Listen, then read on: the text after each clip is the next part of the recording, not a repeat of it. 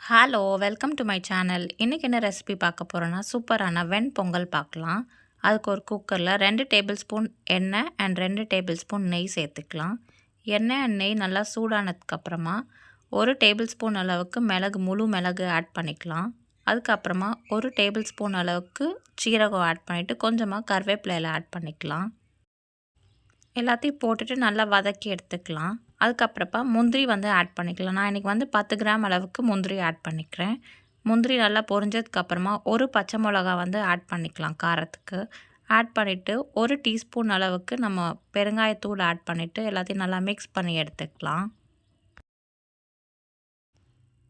அரிசி பார்த்திங்கன்னா பச்சரிசி தான் எனக்கு நான் ஆட் பண்ணுறேன்.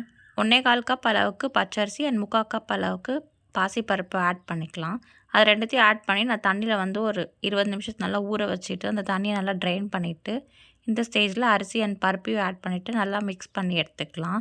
மிக்ஸ் பண்ணிவிட்டு நீங்கள் எந்த கப்பில் மெஷர் பண்ணுறீங்களோ அந்த கப்புக்கு 6 கப் அளவுக்கு தண்ணி ஊற்றிக்கலாம். நம்ம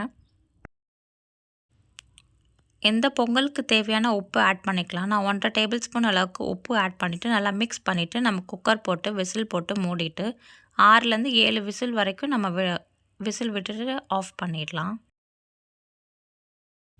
ஸ்டீம் நல்லா போனதுக்கப்புறமா நம்ம ஓப்பன் பண்ணி பார்க்கலாம். பார்க்கும்போது நமக்கு இந்த மாதிரி கன்சிஸ்டன்சியில் இருக்கணும். சப்போஸ் உங்களுக்கு ரொம்ப திக்காக இருக்குது அப்படின்னா நீங்கள் 1/2 கப்லேருந்து 3/4 கப் அளவுக்கு சுடு தண்ணி ஊற்றி கூட நீங்கள் மிக்ஸ் பண்ணிக்கலாம். உங்களுக்கு முழு மிளகு பிடிக்காது அப்படின்னா நீங்கள் இந்த ஸ்டேஜில் மிளகு பவுடர் ஆட் பண்ணிக்கலாம்.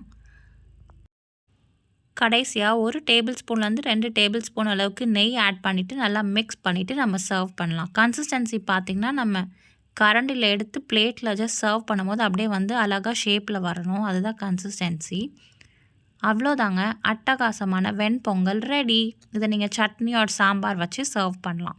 இந்த வீடியோ உங்களுக்கு பிடிச்சிருந்துச்சுன்னா லைக் பண்ணுங்கள், ஷேர் பண்ணுங்கள், சப்ஸ்கிரைப் பண்ணுங்கள் அண்ட் கண்டிப்பாக ட்ரை பண்ணிவிட்டு கமெண்ட்டில் சொல்லுங்கள். Thank you, bye, have a good day.